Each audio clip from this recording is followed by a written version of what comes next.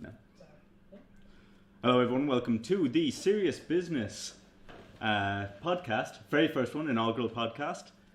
This evening we're going to mostly be talking about the format of Modern, especially Modern Masters. The host of this evening is going to be myself, Eamon Jones. With me here I have Dan Gilligan, I have Dave C. Murphy, and I have Will Tolan.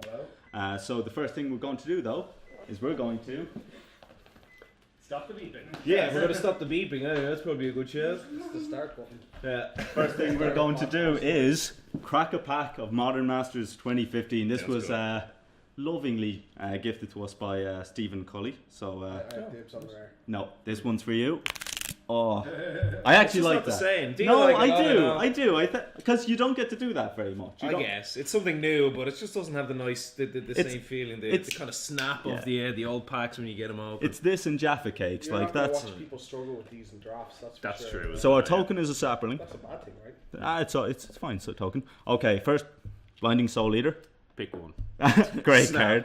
Slam it. Somber Hoverguard, Ghostly Changeling, Thoughtcast, Sunspear Shikari. I feel like you're rushing this A pack. favourite- I feel like a you're favourite- really rushing this pack. No. You gotta savor it, Gotta man. savour everyone. Alright, go. Yeah. Vampire Lacerator. I actually think this is underplayed. You can pick up like 4 or 5 of these in the Like draft. standard. Yeah. Yeah. Narlid Pact, pretty solid. Goblin Fireslinger, a necessity in any of the Bloodthirst decks. Sphere of the Sun, I've never heard of them. good. Don't know anything about them. Sphere of the Sun is a good mana fixer. Darksteel Citadel, solid. Dagger Claw Imp, another good Bloodthirst enabler. Selesnya Sanctuary, one of our crew lands that makes sealed so fun, as we were saying. And a Windmill Slam first pick. Savage Twister, and our rare is a Daybreak Coronet, and our foil, ladies and gentlemen, is a Scion of the Wilds. Boom. Not a terrible pack. No. Daybreak Coronet's worth something at the very least. Yeah, so it we is, can it give is. Cully back a rare and say, here you go. Absolutely. So It's an interesting pick. I think that we're mostly all on Savage Twister. I've got beaten by a lot. It's no? It's not even close. Okay, go. I personally pick Savage It's not Twister. even close for me. Savage Twister by a country mile. I think it's the Dagger Claw Imp. You think it's the Dagger Claw Imp? I think it's the Dagger Claw Imp. This format's really about staying open. There's no doubt that the Savage Twister It's is the most powerful. it's the most powerful card by a mile. You might even go as far to call it the most powerful uncommon. I'd have to have a list in front of me, but I think the what do you call it? Dismember first. Dismember might be a definite shout for it first, but when it comes to raw power, I think that the Twister. But I'm going for the. Will, what would you go for? Yeah, easy pick for me, Savage Twister, So strong. 100%. Yeah, absolutely. There's not many cards that I'd pick over that. Mm-hmm. Arguing your point though, Dave, of staying open, would there not be an argument then for the Blinding Soul Eater? It is colourless and its ability does cost you 2 life, but it's usually saving you a bunch of life. It's not like in Scars he was really in every deck. Sure. Like you would literally playing him at 18. He was a 1/3 that also happened to make a 3 damage turn into 2 damage sometimes. He was like what are they called, the healers, the Samite healer. He reminded me of that in the original sets he was in, except he was colourless. There are decks in this format where if you are not in white, I wouldn't play him. Yeah. Oh, absolutely. Legitimately. Yeah. So he is kind of a white pick. I get that you can sometimes play him in your control decks, but the decks that aren't white don't want him. Where the Dagger Claw Imp is probably the best uncommon for his deck. Sure. Like, bar maybe some of the removal spells, you'd probably want Lightning Bolt in the Bloodthirst deck, but he's just a really fast clock. People are doing really powerful things in this format, so it's nice to put someone under pressure from turn 3 onwards. My argument against Dagger Claw Imp would be I would almost 100% guarantee you that I could table that card. Dagger Claw. Table that card? No. I think I could table not a it. chance. I think no way. it's- Out of this pack. I think No, people would take... Well, if we took Savage Twister, Yeah. I think people would take Selesnya Sanctuary, Blinding Soul Eater, Sphere. No. I think people... Sphere over Dagger Claw. You'd be surprised, man. No way. He's definitely the second pick in the pack. You think so, straight up? Like if he's not the first, like I would do. I'm not saying my pick is correct. Like I think the lads picking the Savage Twister is absolutely fine. I just prefer the Imp. If the Imp doesn't go first, he goes second. Sure. Like the Karoo land is a shout for maybe second if someone aggressively wants to go for that kind of deck. But Soul Eater's pretty high as well. Soul Eater, the Scion of the Wilds has actually been less than impressive for me. Yeah. He's still good in his archetype, but he's maybe the 5th common you want. Like if you're green tokens, you want Scatter, Nest Invader, Predator. Yeah, all definitely before all before him. Yeah. Yeah, and then even like at a certain stage, I'd take Fortification over him if I need it. Like there's certain. Well, after a certain point, there's certain cards in that archetype you need. Cabin Primarch is another one that's pretty good in the deck Primarch as well. and stuff like that, where he's a replaceable effect. As you said, Primarch is like really similar to him as well, where a lot of the other effects aren't replaceable. You can't get something like there's no other Kozilek's Predator. Yeah. Well, Kozilek's Predator is like the best common probably in the set. I would say certainly the best green common. Probably it's between that and Scatter. The thing with Scatter is once you have one Scatter, the second Scatter becomes so much better. Yeah. So by pure power level, the Kozilek's Predator, if you're opening a pack and you have both, I'd probably take the Predator if I have nothing. Yeah. But if I have one Scatter, like for every Scatter, the Scatter gets better and better to the point where it's better than rares. Well, actually, quick question going around the table, starting with Will. What is the archetype you particularly like to draft in this? The archetype which I like the most is probably the 5-color good stuff. 5-color good stuff. It doesn't always go that way. Yeah. What I get drawn into the most is the green-white kind of tokens. I do like that one a lot, as well. So, Dave C., what one would you always...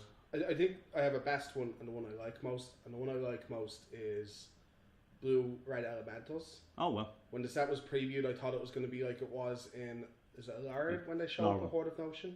Lauren. Oh, Lauren. Anyway, they used to be... Eventide, Morningtide. Yeah, they used to be like... you used to play the Smoke Braider, and the Smoke Braider was used to play guys you don't even have mana in your deck for, and it was this zany deck where you played a bunch of things and changeling. But now it's just like a blue-red advantage deck. Yeah. So you have the Lord, and he can do shenanigans like get Horde of Notions into play. But mostly you just get to play like Muldrifter and Spike Bellows and all these value. And you get to play Smoke Braider, which gets pumped by your Lord, but also helps you get out Aether Snipes and stuff like that very soon. Yep. But I think the best deck is green-white tokens. Sure. Yeah. Dan? I would agree the best deck I think is green-white tokens. I think it was proven as well of all the GPs across the three. The best performing deck was the green-white token deck. The deck I probably liked most, and certainly the deck that I played the most, because I played, I'd say, 6 seals and 6 drafts, something like that, and all but one. I played one green-white token deck, and all other of the 11 others were the 5-color or 4-color or 5-color good. So see, that would be my argument for why Savage Twister is good. It's just such a natural main card that I feel like there's not many cards that actively deal well with the going wide strategies, and just Savage Twister just does that so much. My personal favorite though is the blue-white flyers. It's a lot of overlap with the blue-white artifacts and affinity deck, because I feel like a lot of decks also aren't very well geared to fight that deck. You just get flying's a big deal. In this format it's so big. Like green has one spider to deal with flyers. It doesn't do it very efficiently. And it doesn't do it very well. I just think that's like one of my favourite decks, and I pick Glintock Idols and Ghost Skimmers really highly. I think that they're pretty good.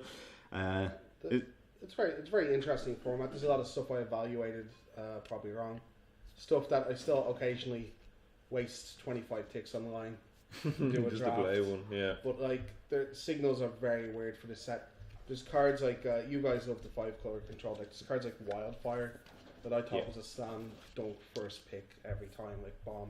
And I see a 4th and 5th pick continuously. I don't think I've ever used that card. I have no interest in using that card either. No? Apparently it's insanely good. I wouldn't have thought it by looking at it, but I first saw Huey mention it in one of his articles, the Pack 1 Pick 1 articles he does on Channel Fireball. I was like, yeah, Wildfire, this card is absolutely insane. What happens is more people have the opinion of you guys where like, I haven't played with it, I don't think it's good. So I see it come 5th, and my policy in any draft format, nearly any, there's ones that are always a different case. It's that my first 5 or 6 picks don't look like a deck, they look like a assembly of the best cards in each pack. So I should just be taking the best card and reading signals. Then this comes like 6th, I'm like, I've not seen a card for this deck. So I either have to say there hasn't been cards in packs and treat everyone like they have the same knowledge I do, or I have to say people are evaluating cards differently. And it's very hard for me to pick this card I consider like a bomb, an 8 out of 10 in the deck it's supposed to be in. And then other people are just, no, I'm in 5-color, I don't need this anyway. Yeah. My feeling about Wildfire is I find a lot of the pros are saying this card is insane, first pick. Well, I actually think it might be a fear factor. People don't like something that blows up their own lands. You know, they don't like that feeling, that lack of control. Now, a pro can always make that way. I'm sure an average person could, but I feel like there might be a fear factor. I agree. I do agree with that. You're just like, I'm not sure if I can see this being good. You know what I mean? When's the last time it was limited though? Is another thing like Tempest. 10th I have edition no or idea when something? that card was printed. It was when I was playing it, 9th edition. Okay. So like in core set, it might be a worse card as well. Also, the influx of newer players in the last couple of years has been huge. Yeah. So people just might have never got to play with this card in constructed or in limited, and they just don't know what it does. They see a symmetrical effect that affects both people badly, but as we know, symmetrical effects always affect one person worse. Absolutely, you set it up so that you get the better end of it. The bounce lands is a big thing actually with that card. Yeah, the Wildfire. People assume because of bounce lands, like, oh, by turn 6 I'll have less lands in play, or Yeah, you can set it up both ways. If they go too heavy on bounce lands, you wreck their whole board, and then you get to keep some lands and that kind of thing. So recently as well, just yesterday, in fact, it finished up, was GP Charlotte. It had 2,780 people. It's a big, small GP by today's standards. tiny by GP. today's standards, yeah, absolutely. Compared Vegas to just a couple of weeks before. Yeah. Vegas was insane. But yeah, it was really interesting. We were seeing Modern really change a lot. I actually have the top 16 here. I'll just throw it out there. Number 1 was Elves, which is Elves are back, baby. Yeah, Big deal. they were at the mocks. They were popping up here and there. Two people had it at the mocks, and a lot of people afterwards were saying we didn't get to see a lot of it, and there was a few. There's this very small sample size with a few awkward draws, but a couple of people just called it broken. Okay. They thought it was way too resilient for what a creature deck should be. Burden Forge Tender with 8 cards to hit it means Anger of the Gods isn't the biggest deal. Like, it's still a deal for them, but they're just so resilient, and there's so much card advantage to the companies. Sure. Then second was Blue Red Twin. Third Affinity. Great seeing Affinity still always popping up. Oh, it's delightful. Yeah, great. No, because genuinely, Happy joy. no, I know you don't. Clearly, not a fan of Affinity, but I feel like when it is stapled as almost their stock aggro deck, I always like to see that it can still top 8 a big tournament. I think that that's very healthy for the format, that even with the hate, that it can actually manage to beat it. It keeps a lot of decks in check, I feel. Yeah, fair enough. It's nice to see it do well with Colligan's command running around. I didn't predict that anyway. Yeah. Fourth, Ad Nauseum. There you go. nauseam That's is- what I like to see. Yeah. I like to see a crazy one come up like that. Well, yeah. these are all crazy. Number 5 is Goryo's Vengeance. Will, you're I am a man. a fan of this. Your brother. Your brother plays a Burn lot. plays I that, yeah. I Played tried. actually this last weekend, wasn't he? He was, yeah. Not the same version now. This one is green. Yeah. The one that Shoot. Yeah, you're going to be talking about that. I genuinely, I tried playing it once. I didn't feel it. I was like, it's not consistent enough. And then I played against Burn, or your brother Burn, like 5 times, and he dismantled me every single time. And I was like, God damn it. So then Abzan Company, just a good value company deck. It's kind of podless pod, more so than old ones. has the combo, does it? It Yeah. does, yeah. It's got the Anafenza as the new combo piece instead of the Because it's more Malera. active as well. And with her, you can also, if you've got her and something else, you can go infinite. You can get infinite bolster triggers. Well, that's the combo. Yeah, If you- It's no. It, Anafenza does it. Anafenza does it instead of Malera. She just replaces Malera. But for if the you pod have deck. both, if you you can- have both. yeah. Yeah. If you have both Malera Oh, and sorry, excuse me. Oh, I didn't know. Well, what's this? if you have both Malera and Anafenza out, Yeah. A murderous because- red cap can go infinite. it By becomes. itself. You need another Well, you creature, need but to you have get it. you You get need it infinite for that. bolster triggers.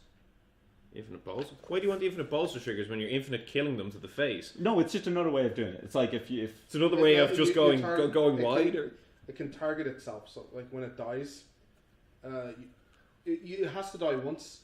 And then when it dies, it can target itself and die again. So it just infinitely dies, and it puts infinite bolster triggers on stack. And then you let them resolve, and your guys become infinitely big. plus as well, it's pretty important for infinite life off of kitchen finks. yeah. Infinite isn't as big as a number as you think when Twin is around. So Yeah. you do need big guys that can just kill them. Just to kill them quickly. But Yeah. basically, It the is, isn't deck used to run 4 offenses, and instead a bunch of the players start running 1 Malera because it's actually replaceable in a bunch of the combos, and also combos with certain cards with Anafenza. So it's like you're playing a non-legendary Anafenza, if you know what I Okay. mean. Yeah, it's just you can do that. Anyway, to keep going then, we have Blue Red Twin again. Burn, still up there in the top 8. Top 8 then. That's rounding out the whole top 8. Yeah, then we have Patrick Chapin playing Grixis Control. Paul Rietzel on Nea Company. Two Hall of Famers just outside. Just outside, looking in. Another Abzan Company list. Burn, Green Red Tron, Abzan Company again. Lantern Control in top 15. Here we go. Here we go. My new modern deck. And, Everything I've always been waiting for. And Abzan Company again. So Abzan Company 3 in the top 16. Like, that's pretty interesting. They're all supposed to be very different as well. Yeah, yeah. I think I haven't looked which one's which. I just know like one of them is combo, so like the Anafenza one. Okay. And one of them is just good value creatures. Yeah, which is solid. It's like Pod was. Remember when LSV? Disrupt the Ks and Yeah, but remember when LSV brought in combo list Pod? Yeah. It's the same thing. People have the combo like it's not good enough. Let's just play all these cards with this card advantage engine. Bring in Resto Angels, add like 3-4 Thoughtseize to the main. That's what the Naya version is anyway. It just plays all Eternal these. Witness, just get back your thing. Good value. Yeah. That sounds awesome. Oh, Eternal Witness getting back collected company. That sounds sweet. Same with Cord. It does it with Cord a lot. It's like end of turn. I don't know to get a Witness. Yeah. Get back my Cord. Get my cord, then go get a Resto Angel, blink the Witness, get the cord back again, and you kind of get 2 free creatures. It's stuff like this. It works more like it does in the Elf deck. The Elf deck rarely combos them. It doesn't actually have an infinite combo. It just has lots of mana plus overrun 20 times. Yeah. I'm happy to say I completely called Collected Company. I was like, this card's... I didn't call it in Modern. I wasn't that far sighted, but I was like, this card's sick. How it's such good value. How could it... Yeah. I said exactly like you. Does it see the standard play? It does a bit. I reckon it has potential. Like it popped up in a few decks, but I definitely think it has. What you're saying is you were wrong. You said it was going to be a standard card, No. and it isn't. I It turned out to be a modern I card. called it as a powerful card, and everyone's like, whatever. And I'm like, it's I random. think we should all just go play dice, shoot some craps. Yeah, You know? absolutely. We're just gonna look at 7 random cards and get stuff. Yeah. It's fine, Let's man. just flip some coins, but I'm like, It's No fine. interest These for guys flipped a bunch of coins, and a good like Got 6 lucky. of the decks are They collected. must feel so happy. Sorry, They got Just lucky 6 for of the the day. top 16 are collected company decks. They got lucky all day. They must feel great. Great achievement, guys. Well done. You rolled the dice joking well. aside, though, if Paul Rietzel's on the deck, it probably means it's Real. Well, fairly good. He's one of those players that he does prefer aggressive decks, but he is kind of just, what's the best deck? Just give it to me, I'll go play it. But yeah, so we were going to take a look. I think we've all spotlighted a few decks, the 3 of you anyway. We're actually going to put these up on Facebook, the guys, their picks, including some particular cards they're kind of interested in that you can have a vote for and see which one of our lovely panel you agree with. We'll get to it to start off. What's your pick? I'll go with the Blue Black Fairies. The list I have here is by David Daniel, who came 19th. Okay. Do you want me to quickly read it out? Yeah, absolutely. Just try out the list. Okay, so 14 creatures. We have 1 Fairy Harbinger, and if people don't know him, he is 2/2 flash flying for 4 mana. When he comes into play, you get to search for a fairy card and put it at the top of your library. Oh, one of the Harbinger cycle. Yeah. threw a load of them out the other day, actually. I literally threw a few of them in the bin the other day. They're probably like 2 quid now. 20 quid each. Yeah. 4 Mistbind Creek, Sure. 2 Pack Rat, Oh. 1 Snapcaster, Not you. 4 Spell Stutters, and 2 Vendilion Creek. Yeah, that's all. The snap, the rats. It's an interesting collection of creatures there. Like, The rats is mwah. That's we win. I'm all over that. So do you think he lost a portion of his deck and just needed to find a place? Or is that very tuned? I think he did. He just lost put it the other 2 Pack Rats, so he had to put Yeah. I'm a fan of Packrat. I was playing it there the other week with the Lightning Model, man. It's pretty good. We've also 1 Ashiok in here. 26 lands, which actually seems a little bit high for my liking. Yeah. But if you've got Fairies 4, deck always if used you've to got play 4 that. Mutavaults and 3 Creeping Tar Pits, I guess. Yeah, that's right. You get to cheat on lands and those kind of decks a lot. Any other spicy cards in that list? Well, you've got your 4 Bitter Blossoms, obviously, and Sure. then there's Criminal very deck. little counter magic, so it is kind of more aggressive. Well, I guess there's 4 Spell Stutters, but Yeah, they're still kind of not a aggressive. creature, Yeah. counter magic. There's good removal and Just that's it. standard sideboard. Yeah, absolutely. But Fairies is back, what you're saying. Hopefully. Yeah, I hope so. Yeah. I think the Bitter Blossoms, yeah, like you were saying, Daisy, they are underplayed. I think the deck I want to pick for this, we're going to stick to Charlotte since that's the big thing, is Patrick Chapin's Grixis control deck. I think I've watched both the Twin and the Delver deck get played, and I love that he's gone, neither of these things are good, just give me all these spells instead, I'll finish the game like that. He's thrown out all these finicky differences between the decks and is just playing all the good spells in them instead. Yeah. Yeah. But I enjoyed, got very close to the top 8. I saw him play a couple of times in coverage, was playing well. looked like it was a good deck, but There's a lot of good Just spells in one that deck. It really is a kind of a get a pile of good stuff. You know, your creatures are like Snapcaster Mage, Tassiger, the other guy, the Gurmag Angler. like I guess we'll talk about the deck more if this wins the vote. We'll have a bit of a discussion about why I think it's so good if this wins the vote. Okay. This came from this did come from a place I feel like when people online were playing a lot of mirror matches of between Grixis Delver and Grixis Twin, and we're like, we keep on just turning into super control decks. I'd just mainboard these cards. Why aren't I just mainboarding these and taking them? I would agree. It probably came from somewhere like that. Yeah. Anyway, now I think the real interesting. I think you might be just completely hedging on winning this because your deck is the best. I'm going to vote for. What's this deck you just found out? Lantern Control. This is a thing of beauty. This is seriously like, where is this thing being all my life? You better get your Gatherer already. I can tell you where that has been. It's been on Cockatrice. All over the place. Yeah, being played by all the raging guys. You know, they scream when they lose a match. Yeah. That's who they played by. Yeah. So Zach Elsik made top 16. He was in 15th place with this deck. And it really is. Apart from the 3 spells guides in the main, which should be, whatever. Needs good cards. Yeah, I don't want any creatures in my deck, you know. But no, he's got just this deck which is built around the Lantern of Insight, which is a 1-mana artifact that basically lets you play with the top card of your library revealed, and you can tap and I think make target player shuffle the library or something. 2 mana sacrifice it. Sure, whatever. Doesn't matter. Or is it just 2 mana shuffle their library? I thought it was just tap. If it was tap and sacrifice or something, they shuffle their library. It has to sacrifice, and I think you both shuffle or something. Something like that. Yeah, doesn't whatever. matter. It doesn't matter. You play with your top card of your library revealed is the main point of this. 1 card. mana do nothing. One mana do nothing. Yeah, you get to see everything they're drawing, which is hugely important. Yeah, all the information. Always know what you're about to lose to. Yeah. It's great. But no, then you play like I think it's like 8 or 12 of these kind of Codex Shredder effects. So you've got Codex Shredder, you've got Ghoul Collar Spell. Yeah, exactly. And you have these cards which basically sit there and let you mill.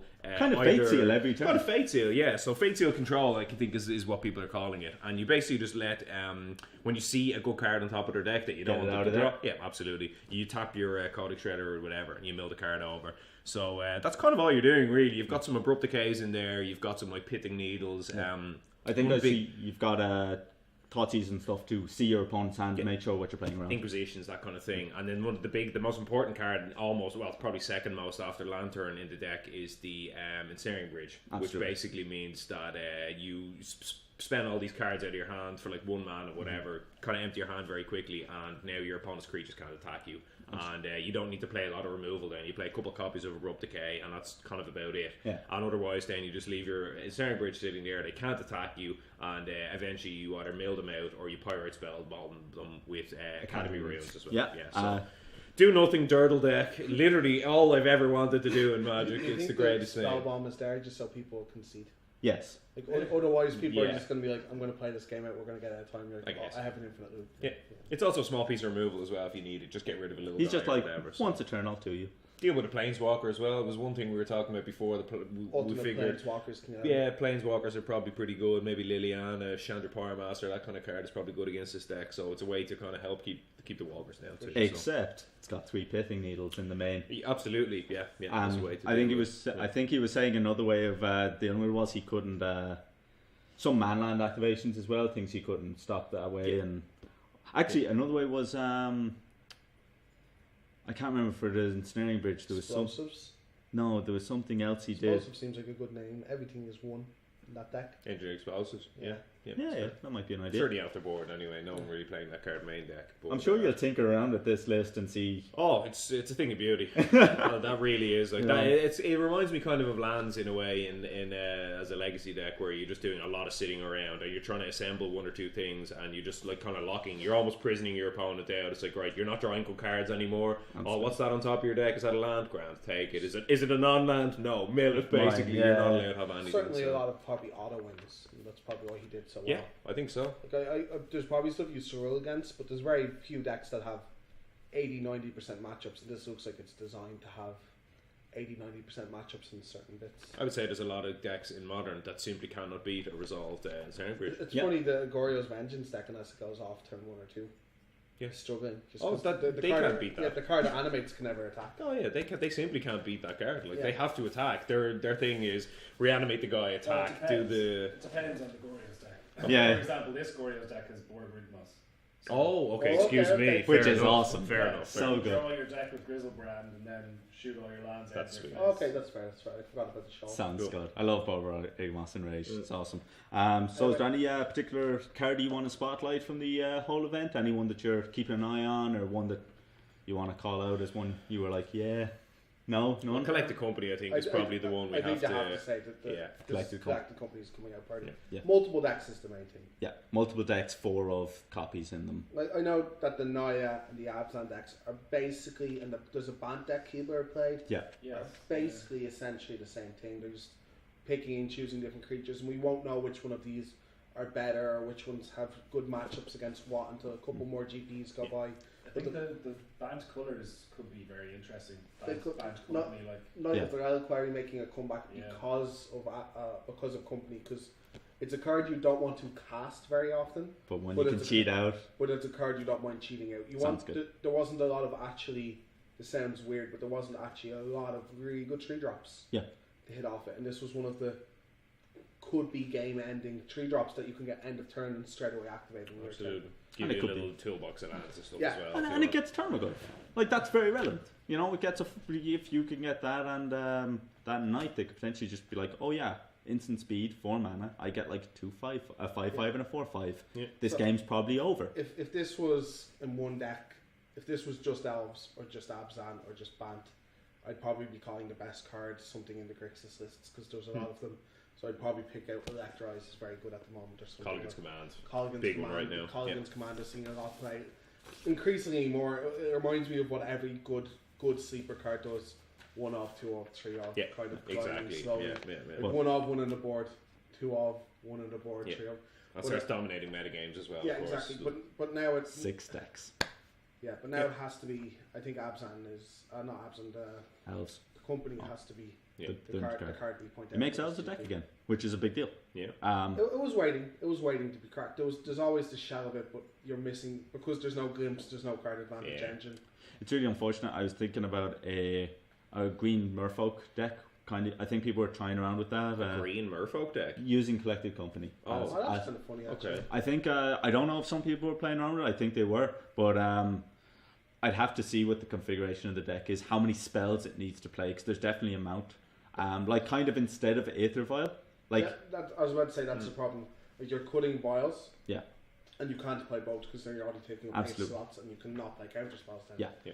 Because this card would be absolutely dominant if Abzan could play 2 Decays, 2 other removal spells, and 4 Thoughtseize. But then you're already drifting into the too many. The too ratios many are bad. spells ratio, and then you're only getting 1 40% of the time, which is way too high to bring to a GP. Yeah. But I think it needs to actually be tested because right now Fish isn't seeing any play.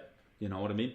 I think it's a deck that's strong enough. It actually made the top 8 of the Invitational, sure. the SCG Oh, did Invitational, about 2-3 weeks ago. Yeah, Fish made top 8 there. Top 4, I think, actually. I only got to the semi-finals myself, so I haven't seen it, but yeah, it made top 4 there. So Okay. The format is becoming more and more legacy like. Yeah. These random decks like Ad Nauseum hasn't been seen in 4 months. yeah, Oh, we forget it's a deck it's gone. So as well then, another thing I want to talk about is potential changes to the ban list. I think some people are kind of talking about banning some card from Bloom Titan, just Summer Bloom maybe, to make that, because people felt like it was too consistent, it was doing too well, but it's not even in the top 16. that was what I was going to say there. We were talking about the card in Charlotte, the breakout card, or the card we want to talk about. One of the cards I wanted to talk about there was the absence of this Bloom deck, which is kind of been tearing it up, and people talk about bannings and all that kind of stuff. I don't know. I don't know if this is the case of not enough people playing it. I'd like to see the statistics for that. Maybe if Alex can pull it up, can you see if they have playing statistics? How many Anyone? Bloom Titans are in? But Yeah, we'll get that. I played the deck recently, and I've been watching people play it. And there's a European guy that streams it a lot. To me, it still seems mega strong, and not that the deck is broken in particular, but it's breaking the rule of Modern, which is no consistent turn 3 wins. And this kind of bends the rule, because on turn 3 sometimes it only 8s you for a Titan and has another Titan for when you kill that, but that's still too good. It's also Also, sometimes it just plays like a turn 5 Titan. You know, sometimes it just doesn't do that. It's too resilient, in my opinion. I beat a double Blood Moon with it in a PPTQ. Which you thought was unbeatable. I thought it was unbeatable. I came in with the deck going, it looks like fun. Another guy in the shop plays it to good results. Gregor's plays it in the shop to good results. I'm like, I'll give it a try, but Blood Moon's everywhere. I just want to have fun this weekend and I don't care. Wasn't a problem. Yeah, so it's not a problem. In fact, it lost my opponent the game twice. So do you think it is? Do we think we'll have to wait for another tournament before it comes into consideration, or do you think it still might be up for consideration? I think up till now they've backed up the rule of if a deck is going off consistently before turn 4, we'll ban it. For Jeskai Ascendancy, they took this sneaky route of they were going to ban Treasure Cruise anyway. Yeah. And they let us see what happened, how the deck was with a Treasure Cruise, not consistent enough, not a threat. Though I am scared one day a card gets printed and that becomes bonkers again, but that's a different issue. I think they're just going to say, listen, we don't want people to sit down. This isn't Legacy. We don't want them to go pass. Oh, I get Hive Mind. Okay. Sure, it's not that inconsistent. It really isn't that inconsistent. Is there any other cards in consideration? I don't think right now. Nothing springs to mind for to ban. Yeah, or to unban either. Maybe I mean, to ban, not really. The Bloom Titan deck. I mean, Splinter Twin is the only other card that you maybe have under consideration. It, so I don't think it's exactly. It's just been in Modern Masters, and I think Snapcaster should have banned. Potentially, actually, yeah. It's very strong. I think it's in every blue deck besides Merfolk, and even then I've seen people splash for it. One or two in some of the lists. It makes all blue decks, and what Splinter Twin's problem is not the actual combo. Yeah. It's the fact that it can beat a combo deck and also after board. I'm not this combo deck. I'm just a really good control deck. Delverless Delver, if you want to call it this. Yeah. I'm just really good. I'm very good control. I'm very good aggro, and I'm very good combo. And the card in common with all three of those strategies, Snapcaster Mage. I could see it being definitely, potentially banned anyway. And it's $1 million. It would be sad if it did get banned though, because I love the card. It's so iconic now with modern and stuff. Well, just the Magic. People would also kick up. People are currently paying $40. I think $40. Yeah, 60 something euro, man. He's over €60 now. Yeah, €65. I think as well the fear is that he is very much. I think he is probably I'd say definitely the most powerful blue spell. It's the most powerful card in Modern. In Modern, sure. Most powerful card, yeah. It might be He's one of the most powerful cards over the last 10 years. Sure, but it might be a thought that without him, a lot of blue decks become maybe unplayable, and green just takes over. The problem is they might have Splinter Twin has to be Splinter Twin. Yeah, and maybe that's good, but people are testing this. Like, I trust them to make bannings and unbannings. They're testing these. They want Modern to do well. There's theories that they want Legacy not to be a thing and this to be the only internal format. Sure. So again, we can go into that a different day, but they're definitely putting a lot of effort into it. They're not going to be dangerous. The one thing I would like to see is if they're banning something for once, I'd like to see an unbanning. I don't want just these. They're nickel and diming because they're too afraid of big sweeping changes. Big changes and 4 decks becoming unplayable and 4 more decks becoming playable and everyone having to buy new cards. But it's really nice to see a substantial change instead of this slow change. New cards are printed. Also, this was banned. Also, they could bring in something like a seasonal ban or something like that. If something is taken over, rather than just outright it's gone for good kind of thing, they could go for such and such a season. This card is gone. They used to have that very bizarre card game I used to play online. Oh, what was it called?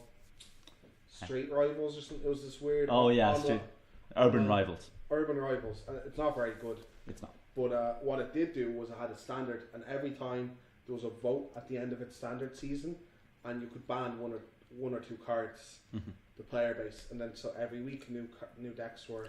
But maybe not in Magic because people are going to be like, how often am I going to use this €60 card? Will I buy it? Yeah. Maybe that's something. Well, it'll reduce the. It should. One I think we've been talking about as well is the unbanning of one or both parts of the Thopter Foundry combo. The Thopter Foundry Sword of the Meat combo. I'm always of the opinion that one part should be banned. There's no point in having both parts banned. That's just like have Thopter unbanned. Let someone play their Tezzeret deck that has are both cards banned? Yes. Yeah. Oh, are they? I thought it was only Sword of the Meat was banned. No. So when they first banned, they just banned loads of two card combos. We'll get Alex. I thought Thopter Foundry was unbanned. Those cards can be comboed with other things as well.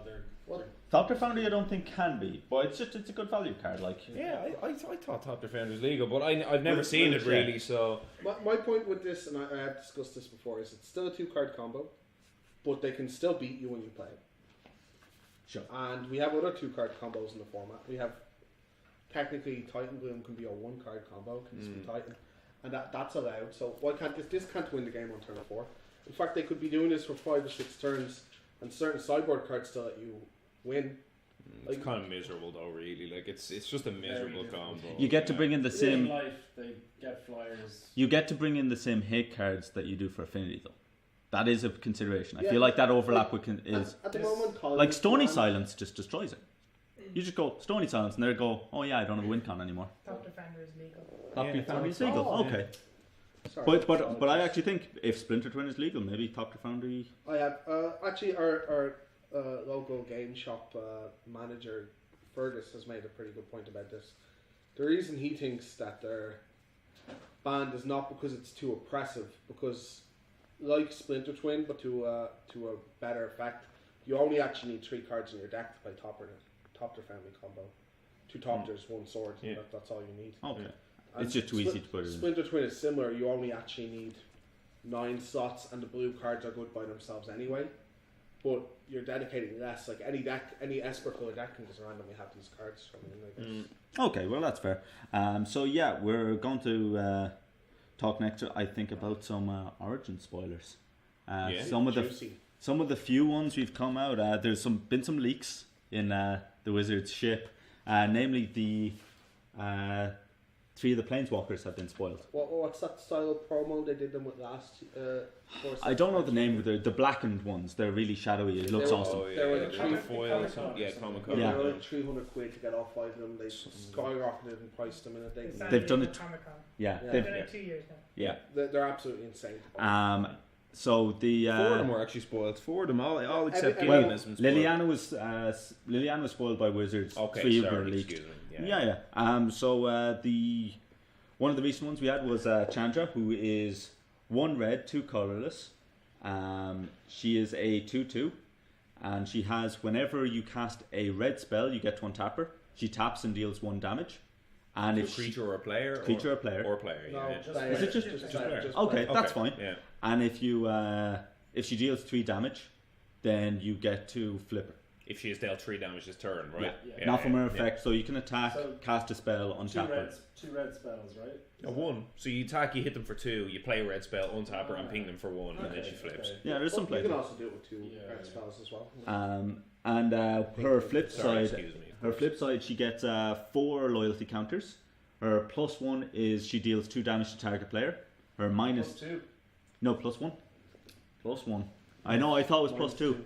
It's -2. Then deal 2 damage to target creature, and -7. She deals 6 damage to each opponent, and each player dealt damage this way gets an emblem. At the beginning of your upkeep, this emblem deals 3 Lightning damage to you. bolt. Wow. So 2 or 3? 3. 3, yeah. So So she you deals- like a lightning bolt on your So she upkeep. deals Pretty 9. good. Pretty good. Yeah. Something I've heard people discuss a lot about these walkers and about all walkers is this nonchalance towards ultimates. So people like, ultimate is just a stylish thing at the end of a planeswalker. Yeah. But I think people play down their relevance. I think Elspeth is a perfect example of the ultimate doesn't seem whatever it wins the game. But if her ultimate didn't do anything like White Ajani's, all damage is reduced to 1, I don't think she'd be half as playable. Yeah. The fact is she wins a game. Yeah. Like an ultimate can win a game, and it doesn't matter how it does it.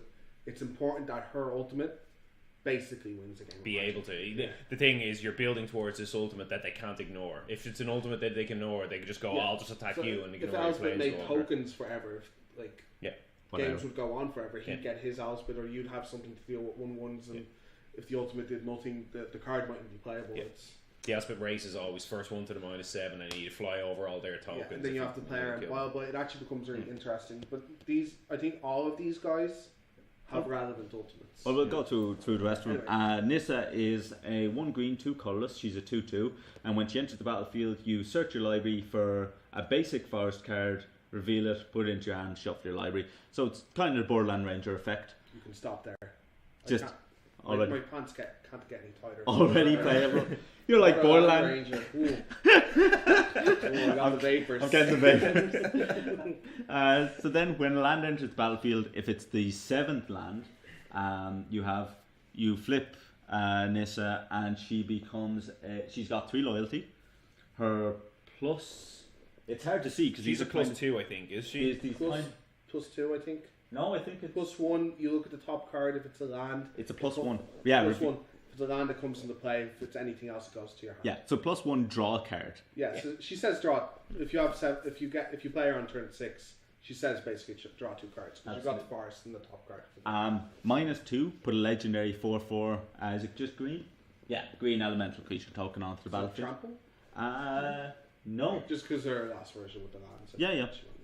But you know, she's -2 to make a 4/4, so yeah. she can flip to 3, -2, make a 4/4 to block, and still keep a loyalty counter, and then start on the plus. Yeah. It's a legendary token, which is a little bit awkward. She can't make a second one straight away. Yeah, it's just not something you really see much on Planeswalkers. See, when they're making a token, make a legendary token. The only last one I can remember, the only legendary tokens I can think of are Martlige and Voja. Does she? Voja. Tuk was what I was going to say. Tuk. Good old Tuk. But she also has a -7 ultimate, which is you untap 6 lands. They become 6/6 elementals. They also do not have trample. Win the game. They do make not have 6/6/6s. You had to have 7 lands in the play to flip her. That card, that ultimate wins the game. How playable is she then because of that? Like, I think the Borderland Ranger effect is good. Like, she's card advantage. I'm going to go on record, and anyone can quote me on this anytime. She's broken. for Modern? No, well, maybe for Modern as well, because she can search for any. She can search for Shockland. No, basic forest. I think it says, isn't it? This is just forest. I don't think that I matters. think it said basic forest. Yeah. Yeah, basic forest. Okay, that I makes see sense. it happen in Modern. In Standard, I can see. I think in in Standard, I think, unfortunately, I say unfortunately because she's a mythic. Unfortunately, she's a 4/0, and I think she's broken. I think she's utter BS. I think. Wow. Yeah, I think Borderland Ranger saw play. Mightn't have been wholesale. It only saw 3-4 play in the Jund variant, and it was solid. It was very solid. The problem with Borderland Ranger is when you drew him on turn 7, it was miserable. Yeah, you got to thin out your deck. Yeah, he was still a 2/2 body, which we weren't used to seeing on the 3-drop that did that, because Wood Elves was the standard before and then. But he was still very good. He was still card advantage that bad players couldn't see.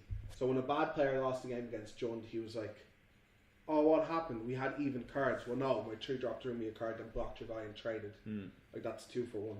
Sure. And she does that on turn 3 to 5, and you have to kill her. So the Borderland Ranger, where say he has big creatures and you can't attack or block, I can keep her in play, and on turn 7 she's flipping, so you have to kill her at one stage. And then when you draw her late, and you both all use your cards because it's a mid-range mirror or a control against mid-range thing, on turn 6 you play her, and what do? Do they counter her? Do they have to kill her with her trigger on stack so she can't flip? She's no Then core she's still crew not fix, using I'm cards. gonna say. I think she's better. Wow. When does the flip happen? Flip happens when you play the land. So When you play the 7th land. So on turn or 7, more. you don't need a land as well. You can go, You I search only it, have yeah. 6 lands. You play the thing, you search for the land, then you play it, and then she And flips. when you already have 7, she just comes in and flips already. No. No. It's You in. have to play Another land. land. Yeah. Yeah, but she always searches for what makes her flip unless you don't have any with that anymore. It is annoying that there's going to be 3 colour decks, and a lot of them already play like 3 forests with fetches, so maybe she doesn't have many. But like red green is currently dominant in Standard, I would say. Yeah. And I think it fits perfectly in there. She's card advantage early. She's, as I said, either two cards or a card at a 4/4 on turn 7 for 3 mana. She unmulligans you like Borderland Ranger used to. I think she's top notch. I think if there's a card better than this in this set, I will be super impressed by it. Alright. Cool. The next one is Jace. He's a 2-drop. He's one He's blue. very cool. I One like blue, this guy. one colourless. He's a 0/2. Tap, draw a card and discard a card. Typical looter. Yeah. And when you discard a card, if there are 5 or more 5 or more cards in your library, you flip In them. your graveyard. In your graveyard, sorry. You flip them in your library. That would be terrible. Yeah, auto flip. Yeah, auto flip. He comes in with 5. That's 5 loyalty. 5 loyalty and then pluses. And 5 then loyalty, pluses. base loyalty, yeah. So he's got a +1. Target creature gets -2/-0 until your next turn. It's fine. It's grand. I mean, It's it's excellent. yeah, exactly. That's fine. It's relatively weak. It looks relatively weak, but it's fine. It just Yeah. protects him. He can flip. He can definitely flip in the first 4 turns of a game. Yeah, We've and got then fetch he lands. We can flip He turn flips 3. in the first 4 turns, and then he makes something not able to attack. goes to Well, 6, that's and fine. their one guy on the battlefield is now say 1 or Can't 2 kill him, power yeah. or something like that. Yeah. -3. He has the Snapcaster ability, an instant or sorcery in your library gains flashback. On- Great characters. Yeah, in graveyard. Sorry, I keep saying library. He is weird in which he doesn't specifically say flashback because it's a core set and they don't want a random instance Yeah. of Yeah. flashback. So he says literally what flashback is. It's target card can be paid for its converted mana cost this turn. Yeah, Exile it after. and then you exile it. And then exile. So that sounds awesome. And like, Unfortunately, that's not until your next turn. Target instant or sorcery in your thing. because you're like, I want my counter spell to be usable, but exactly. you can't have it That all. would've He been- is that only a would've been 2-drop. cool design. Yeah. That would have been pretty sweet because then you could put like a counter spell or something in there and then just pass a turn and keep it up. Or I whatever. think they didn't do that for memory issues. Yeah, because it is a thing. You kind of have to be like, Yeah, I guess- okay, I target this, your go, and they go, okay, draw, upkeep, do a thing, and that. No, I genuinely believe it. It's a They core avoid set. that in Magic. It is a core set. You have Well, that's true as well. You have to what put- you could do is you exile it immediately, And you can- and then it gets. Yeah. Yeah. maybe But the, I think it's just power level wise, they just didn't It do could have that. been- I think he's just too powerful if you can do that. multiple reasons. Yeah, I think What's the last part? it is -9. You get an emblem with whenever you cast a spell, target opponent puts the top 5 cards of his or her library into his or her graveyard. Any spell. probably the weakest of the ultimates so far, but still Still wins the game. a card that will not win every game, but will win a large majority where Yeah. if In a Chase deck has that I'm some- playing Jason, control deck, probably. Yeah, that's. He reminds me of Can you read how he flips for me again, please? It's when you draw a card, then discard a card. Okay. Then once you Full discard, stop. yeah, Yeah. and then once you discard a card, if there is 5, So the discard doesn't have to be his discard. Once you discard no, it, it does. It has to be. Yeah, It's all part of the block. resolution of that we ability. were talking about this before. yeah. I was talking about this before because otherwise, because I was like, has no one noticed that he's insane? You just played 2 mana. Oh yeah, I've got 5 things in my graveyard. Flip him. He's a 2 mana planeswalker. Turn Why one isn't pot everyone? scarer. Yeah, why isn't everyone freaking No, out you- about this you card? Discard though. No. That's what I thought. Yeah. No, it's all one block attack. It's basically his ability is how you flip him. Yeah. It's one block. There's Yeah. no space. Which is unfortunate. 'Cause, yeah, I think you were like, is he broken as well? I was I like, still think he's extremely good. He's just vulnerable. We Yeah. get to pair him with say the Wayfinder. I'm just thinking of that in standard right now. So you go turn 2 him, turn 3 Wayfinder, flip over a whole load of cards, tap, do a loot, flip him, go to 6. Yeah. Apparently they're both in. Fetches. They're both until October. The way the core sets are lining up. Yeah. They stay in for a good while together until they rotate out. That seems They sweet. might- That yeah. seems super good. It seems like standard is going to get kicked up a notch for Ah. sure. These 4. Well, let's say Liliana anyway. Because I also think she's playable. Liliana's been revealed for a while. She's is it 1 black or 2 black? 2 black. 2 black, 1 colorless. She's the same cost as the Liliana of the Veil. Yeah, she's 2 black, 1 colorless. She's a 2/3 with lifelink. I think people overlook that a lot. Whenever another non-token creature you control dies, exile Liliana, then return to battlefield flipped, and you get a 2/2 zombie. There's a cool flavor there. She's trying to heal a creature while it's dying. Her brother. Is it? Yeah, it's her brother. Apparently, her brother died, and she was doing something. And She was trying turned to her heal it, brother. She and turned then her brother into a zombie, and then necromancy. her dad like exiled her or whatever. He shunned her, And then she sent her went, off. oh, I'll become a zombie master Yeah, planeswalker. exactly. Boom. Her spark ignited. Blah blah blah. That's kind of cool. Yeah. So then she flips over. Yeah, it's good. Then she flips over. She's got 3 loyalty, +2. Each player discards a card. Very reminiscent of That's the Liliana. +2 we were thinking of. We all said +2 Yeah. for one of the abilities. It's her. She has a +2. Minus What does she start at? Sorry? 3. 3. Minus. Straight to 5. Minus 5 on the Liliana the Veil plus. We were talking about this that she could use her minus to return herself, but no, it's return target non-legend. Yeah, Non-legend, sure. minus X. That part sucks, but still, that's what I'm playing. So Yeah, you yeah. can't do a stupid loop. We thought you could do a loop Returning where yourself. you play a second one on turn. Say you play a 1 drop and then you play her turn 2, another one on her turn 3. Flip her, make a zombie, minus her to 0, return herself. I still have Liliana now. I made a zombie. So I've got a 2/3 lifelink and a 2/2 zombie. But yeah, so Does it's not work. minus X, return target non-legendary creature card with converted mana cost X from your graveyard to the battlefield. From your graveyard, yeah. Yes, Yeah. from your graveyard. -8, you get an emblem with whenever a creature dies, return to the battlefield under your control at the beginning of the next end step. Brilliant. That -8 is for me an example of an ultimate that doesn't win you the game. Yeah. But her minus X is probably going to win you the game. Yeah. You probably never ultimate her. You're probably eventually just like, I know there's maybe in modern get a Thragtusk. No, because think about it this way. What you're doing is you throw a card into the graveyard. Yeah. Then you can, like the card you put in, if it's something like, let's say a Flukenos, a big 4-drop, or a Siege Rhino, and you just go, okay, Protector, -4, Siege Rhino. And I still have my mana open. You know, it's the free Planeswalker abilities. Yeah. Like, that could be insane to me. Plus as well, you can do things like it'll fuel, you can turn it into a graveyard thing where, say the Wayfinder, it can fuel Tassigers, it can fuel Treasure Cruises. I think she's really similar to the current Liliana scene play, the 3-drop. I think her. I don't. Wow. Well, not as strong. Not as strong. I don't think they're close, but yeah, fair enough. I think they're close, as in they grind out games. Their minuses technically don't win you a game, but they kind of do in certain situations. But her plus and her first minus, not her ultimate, are basically good enough that it's worth not having a game-winning ultimate. Yeah, exactly. In the sense that you kind of play this game where if they're not pressuring your Planeswalker, you're doing this kind of plus minus act where they're going to lose. If exactly. She doesn't die. Yeah, they'll lose to the buy. It feels like there's a bit of a running theme with Liliana in that her ulti doesn't just win you the game. Yeah. You know, I've seen with Liliana the Veil. Seen her ulti like multiple times in the game. It kills like one Still thing. lose You always have to do a pile where it's like kill your Pithing Needle or kill your whatever. These two important permanents, all your lands. Another Liliana gives you all your swamps tap for of the Dark Realms. That was good. I think whatever. the problem with her is if she had some kind of Massive I don't know, ulti. resurrect all guys or shoot someone to the head. Why is it the Dark Realms almost? Yeah, she'd be too good. Same with current 3-drop Liliana, because you're Actually, going discard. You have no cards. 5-drop Liliana, her ultimate is Rise of the Dark Realms. That does win you the game. You get you back all creatures. There's creatures in the graveyard. Yeah. Sure. Another one I want Sorry, to... just want to touch on before we go off Liliana. The reason I'm not a big fan of this card, and something we didn't really talk about there, all of the other Planeswalkers have a fairly handy way of flipping. Yeah. You have a way of just, you control how the Planeswalker thing. This one, you have to play a guy, you have to, maybe chump block, you have to get into combat, you have to do something to get your guy to die. So it trumps very well? Well, it just requires you having other Say creatures. the Wayfinder. Yeah. No, the card players well would say the Wayfinder, sure, but... I think the cards we're going to be looking out for are Cartel Aristocrat type cards.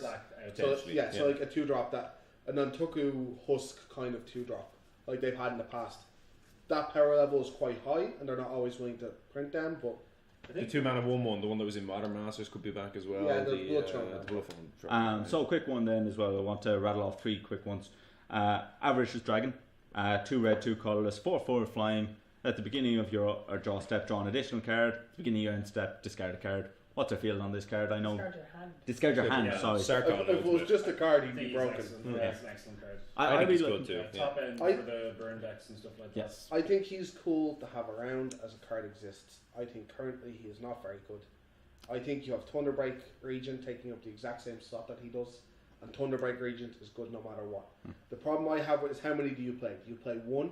And then every time he's in your opener, he's terrible. Because you can't play him until you don't care about the rest of the cards in your hand. I think he's going to be very, very much depending on what, if there's a burn strategy. If there's a burn strategy of 1 and 2 mana burn spells, then definitely I want to play like 2. I'm looking at him in Eternal formats for 2 things. Burn decks can legitimately play him safely in Eternal formats. In Legacy and that. So say Modern, he could be a sideboard card where you're like, okay, it's going to be more grindy, he's going to have more life gain. I need something to finish. They're going to have less removal for big dudes. Yeah. So you can have him sideboard. Also, All in Red is always a deck that's hanging on the tier 2 fringes somewhere. Yeah. And this guy might replace Sarktos Dragon. I don't think so. I think but I can see it. For Eternal burn decks anyway, having a 4-drop that doesn't even have haste or anything like that is just probably not good enough. Yeah. It's just what I'm glad he exists. Is kind of my view, but I don't think he's good enough. That's fair. 2 more cards that just got spoiled today. One is 2 red, 3 colorless. It is a sorcery. Target creature you control deals damage to all other creatures and all opponents equal to its power. That's beautiful. Yeah, I'm like, I think this is one of those cards that we see and we're like, yeah, it's going to be amazing and limited, but whatever. But we said that a lot about, like, for example, arguably the best deck in Standard now is green-red. Big green-red Ram strategies. And I feel like this might just be a good card in it, where you're like, I want to get my Atarka out, and if I do this, the game is over. I feel in Constructed it might end up being a bit win more. Like Yeah, maybe it it's a sideboard thing where against other big green decks. The mirror. Yeah, I'm going to need to. We're going to have 7 permanents each, and I want to wipe the board. Yeah, eventually. it actually looks very good in the mirror. Yeah. In my head, I'm also seeing it against. I find like a big problem is with the Dragons deck. If the Absent deck ever just goes Hornet Queen, it's very difficult.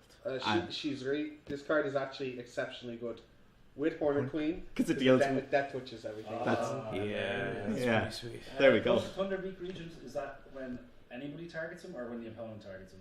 When the opponent targets him. Okay. So just as a thought, anyway, if that's the card, if Thunderbeak Regent is your target for that, I mean, even if he gets killed, they're going to be taking 3. Yeah. Is that right? I would love it if it was an instant as well. I think they could have pushed the power level of this That was instant. to be an instant. Oh, dirty.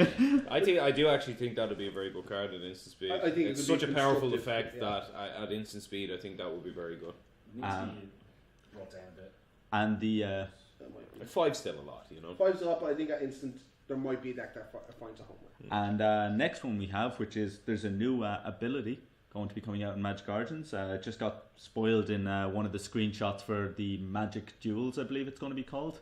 The new kind of PC, like console and PC variant for Magic Online. It's not going to be Magic Online, it's more casual. But If they take away Modo after I put money on it, I'm going to go hunting. no, it's the new Actual hunting. It's the new Jewels of the Planeswalkers, but they're just calling them Magic Jewels. Anyway, but it's this card, Ravaging Blaze. It's 2 red X. It's an uncommon. Hang on, I'm just going to have to stop you. Sorry, man. I apologise. Sure. You say mana cost starting from the right to the left. You go like red X or like green and 2. Yeah. Why? Because I think the colour is 2 and a extremely green. important. It is. Yeah, 2 and a green is what a card costs. Yeah, 1 black, you I've know, never 2 seen and a someone do blue. that. And Yeah. it's because the What way the hell's the matter with you? it's because it's the way it's formatted on the card. well. You learn to read them. You read from right to left. Is that what you do? No, I'm saying it's So you're Asian. Some people do. Yeah. Or no, you're I love this. Arabic or something is right. I love from that right you to make left, before giving me any chance to respond, you make 3 criticisms in a row. Like I don't actually want an So answer. you're Arabic. I yeah. just want Okay, to. fair enough. I thought he was Arabic. Yeah, he's He has the Arabic. It's beard. fine. Yeah. Are you wearing sandals? Yeah. No, I'm wearing moccasins. Oh. Anyway, we're all very cushy today. So, X and 2 red. 2 red and X just sounds better. What's wrong with you So guys? you're Indian. Is that what you're Yeah. saying? So Ravaging Blaze deals X damage to target creature. It's in speed. That's a good limited card.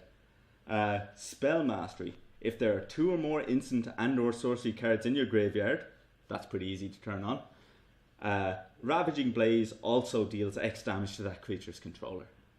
It's like Super Syrian Blaze. Yes. Now, I don't necessarily think that this card is good enough for constructed play, but that Spell Mastery seems really interesting. Yeah. That seems like my mind reels with what they could do to make it push a card with that, especially if it is always only 2 spells. I'm gonna go on an old man grind here. You know, back in Again, my day, shocker. back in my day, new abilities weren't spoiled in core sets. In fact, no abilities.